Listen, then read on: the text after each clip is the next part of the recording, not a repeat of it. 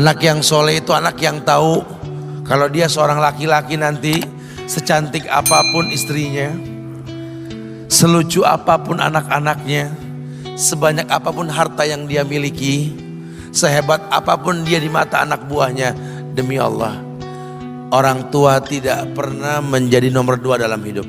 Ini banyak orang yang suka salah ini. Cuma gara-gara dunia, orang tua panjang mata menanti kedatangan anak. Jangan ya. Jangan.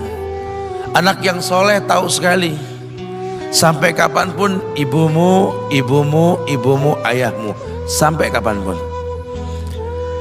Dunia nggak membuat dia lupa ada berkah keramat dunia hidup di atas muka bumi ini. Dia nggak repot datang ke makam-makam para wali. Orang tua nomor 1 yang dia temui. Ini orang hebat. Ini banyak di antara kita makam-makam didatengin, di mana saja didatengin, ngalap berkah. Orang tua panjang mata, berlinang air mata menanti, mana anakku? Mana pohon yang pernah kutanam? Mana pohon yang pernah kurawat? Kudengar dia sudah mulai berbuah, ingin kurasakan buahnya. Berani mengeluarkan dana jutaan untuk hal-hal yang gak disyariatkan. Ini orang tua panjang mata. Rela gak rela orang tua kita akan mendengar dan melihat. Ma, aku pengen nikah, aku pengen berkeluarga, Ma. Ya orang tua ya seneng lah. Cuma kalau inget metik buahnya belum terasa, ya ada perasaan kayak gimana gitu loh. Karena dia tahu setelah ini dia akan menikah. Bahwa anak orang ada kehidupan yang berbeda yang bakal dia rasa. Orang tua makin hari makin rentan, bukan makin seger. Yang perempuan dibawa orang, ya Allah. Baru kemarin perasaan mainin poni ini anak perempuan kita, betul. Baru kemarin mainin kepangan rambutnya, ya Allah. Ya Allah, baru kemarin perasaan saya titah dia, titah, ya Allah. Belajar jalan, bisa berlari bawa sesuatu, coret-coret tembok, aduh Masya Allah. Sekarang udah gede, dibawa orang, ya Allah, Masya Allah. Yang laki dekat sama mamahnya. Baru kemarin tangan mungilnya kita tuntun, kalau kelepas dia nangis, betul? Sekarang tangannya keker besar, tangan ibunya keriput, betul? Mau nangkep tangan anak pun sudah mulai susah. Membawa anak orang datang dengan gagah, cium tangan, cipika-cipiki, udah. Ma, kita jalan dulu Ma ya. Udah Mama, udah. Digandeng tangan kekasihnya, dirangkul pundaknya. Ini anak laki ndak tahu ibunya kayak diiris-iris jantungnya. Dia lihat tangannya yang keriput, ya Allah. Udah berapa lama tangan ini nggak dibawa sama anak ini? Udah berapa lama tangan ini nggak digandeng sama anak saya? Kita merasa bangga akur merangkul istri kita, ibu kita ngelihat pundaknya. Udah berapa lama pundak ini gak dirangkul seperti itu, ya Allah. Dulu aku berdandan secantik-cantiknya, ku dandankan anaknya, ku bawa di hadapan kawan-kawanku bangga. Lihat anakku. Tapi dia gak pernah berdandan rapi membawa aku ke hadapan teman-temannya. Lihatlah ibuku. Ibunya sudah kebayang, ya Allah, ini anak bakal minta nikah sebentar lagi. Yang wajar kalau orang nanam pohon pengen metik buah, wajar.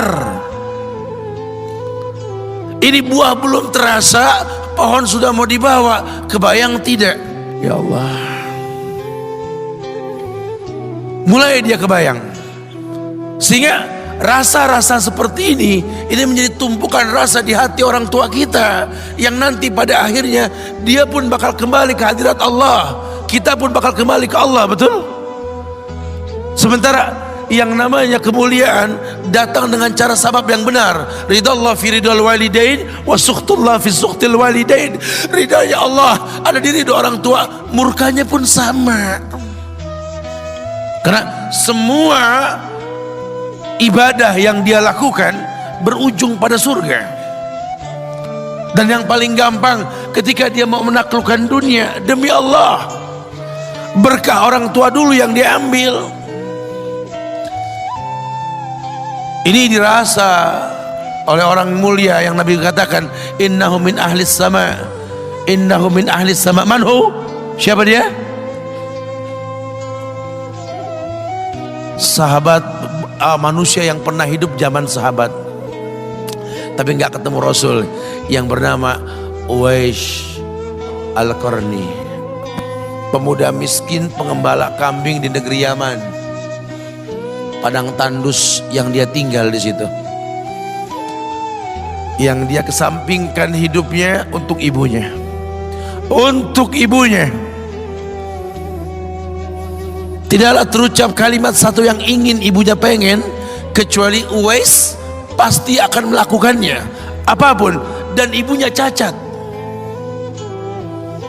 Apa kata Uwais? Tidak akan pernah terlontar kata dari mulut ibuku kecuali kan kulakukan yang dia inginkan. Masya Allah. Ibunya cacat dan dia menomorduakan dirinya, yang penting orang tuanya dulu. Hingga satu waktu ibunya berkata, wahai Uwais,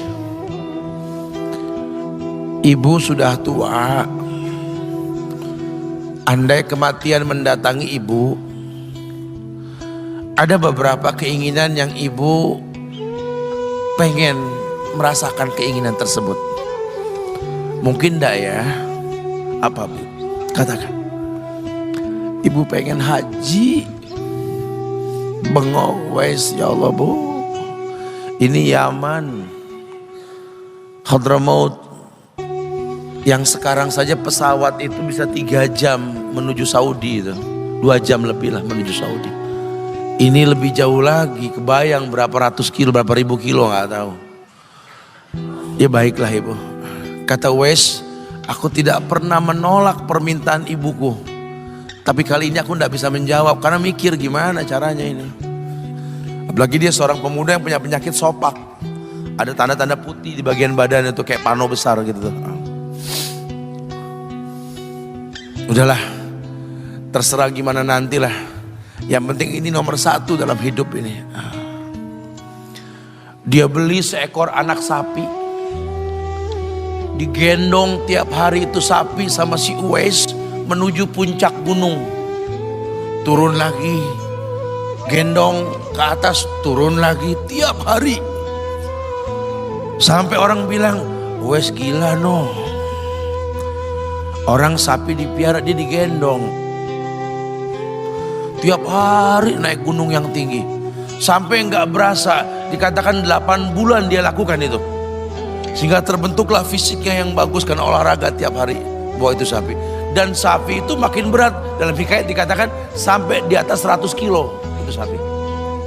Kemudian dia tetap gendong ke atas dan dia yakin, bismillah saya yakin. Sampailah bulan haji, ibu naik ke pundakku, digendong ibunya dari negeri Yaman. Subhanallah, gak ada yang gak mungkin. Lihat, dibawa ibunya ke Mekah, bertawaf di Ka'bah, dunia menyaksikan. Bahkan hikayat mengatakan dia sempat bertanya kepada sahabat Abdullah bin Umar, aku telah menggendong ibuku dari negeri Yaman menuju Mekah, bertawaf di Ka'bah ini. Sudahkah aku membayar jasa ibuku? Apa kata sahabat Abdullah bin Umar? Bahkan satu hentakan napas pun ketika melahirkanmu belum terbayar. Bahkan satu hentakan napas pun ketika melahirkanmu belum terbayar. Dia selesaikan tawafnya. Dia selesaikan tawafnya. Selesai tawaf, dibawa ibunya ke makom Ibrahim untuk sholat 2 rakaat. Selesai sholat, dia angkat tangan, dia berdoa kepada Allah, ya Allah, ampunkanlah ibuku ya Allah. Ampunkan ibuku ya Allah. Masukkanlah dia ke sorgamu ya Allah. Masukkan dia ke sorgamu ya Allah. Ibunya berbisik, Uwais, sudahlah, mintalah pada Tuhanmu ampunan untuk dirimu dan sorga untukmu. Wallahi wahai ibu, Allah ampunkan kamu, Allah masukkan kamu ke sorga, cukup untukku ridhomu yang kubutuhkan wahai ibu. Lihat, manusia saleh, hasil doa Rabbi habli minas solihin. Lihat, makanya ketika Nabi mengatakan innahu min ahli sama, ini manusia penghuni langit, Umar, Ali, temui Uwais.